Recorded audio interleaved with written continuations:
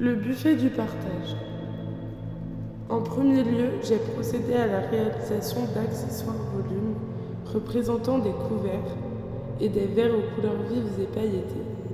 Mon travail s'est poursuivi par la réalisation d'un costume en gazon synthétique et aux pompons multicolores, ainsi qu'à de la nourriture factice bricolée de tissus bariolés et scintillants. Nourri par les personnages loufoques de Matthew Bartney dans sa série de films de Cremaster, ce déjeuner sur l'herbe n'est qu'autre qu'un simulacre avoué de toutes pièces. Je me vois ici comme réceptacle de ce buffet convivial et absurde, performant à même le sol, offrant un repas à des convives imaginés. Je mute, je me transforme, métamorphose en table pliante, pouf, une invitation à s'asseoir autour d'un pique-nique faussement délicieux, grâce au coussin intégré au costume porté, muni d'accessoires.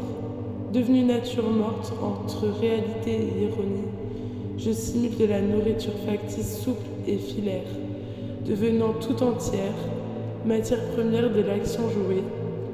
La question de la mutation rentre ici en jeu, une mutation de l'humanité traduite par mon attrait pour l'univers organique, fantastique et piquant de Björk. Grâce à l'ironie et à la dérision soulevée par la situation, j'essaye d'atténuer la violence de notre monde d'aujourd'hui. L'apparente légèreté des images et le burlesque de la performance permettent la mise à distance nécessaire.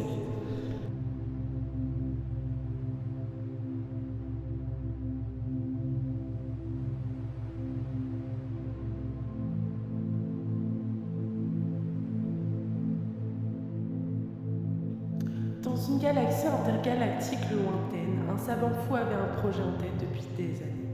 Il voulait réduire la taille d'un être mécanique afin de prouver sa supériorité en matière de technologie. Pour cela, il avait pris pour cobaye un cyborg appartenant à la reine de la galaxie qui était connue pour être la plus avancée en technologie. Malheureusement, le processus de rétrécissement avait été un succès. Le cyborg se retrouva dans un laboratoire inconnu, cherchant désespérément un moyen de retrouver son ancienne taille. Il tenta de forcer les verrous, mais en vain. Les heures passèrent et la douleur de l'intérieur de ses circuits ne faisait qu'augmenter.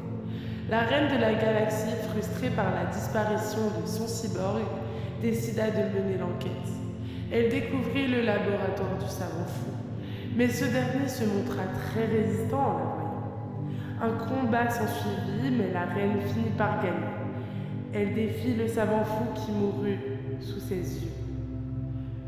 Elle récupéra son cyborg miniaturisé et se promit de ne plus jamais laisser quelqu'un prendre possession de sa technologie. Le cyborg retrouva sa taille et la reine fut fière de lui d'avoir combattu jusqu'au bout. Cette aventure avait consolidé leur lien. Et elle sut désormais qu'elle pouvait compter sur lui.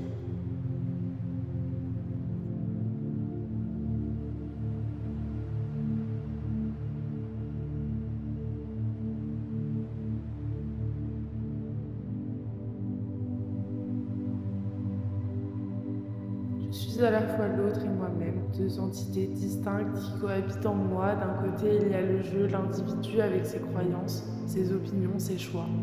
De l'autre, il y a l'autre, cette partie de moi qui cherche à plaire, à se conformer aux attentes de la société, à se fondre dans un groupe. En réalité, je ne suis jamais tout à fait moi-même, ni tout à fait un autre. L'appartenance à un groupe, qu'il soit familial, social, professionnel, me pousse à adopter certains comportements, à porter un masque pour mieux nous intégrer. Mais cela ne signifie pas que nous soyons complètement différents de notre moi authentique. Nous avons su simplement plusieurs facettes de nous-mêmes qui se déploient selon les contextes.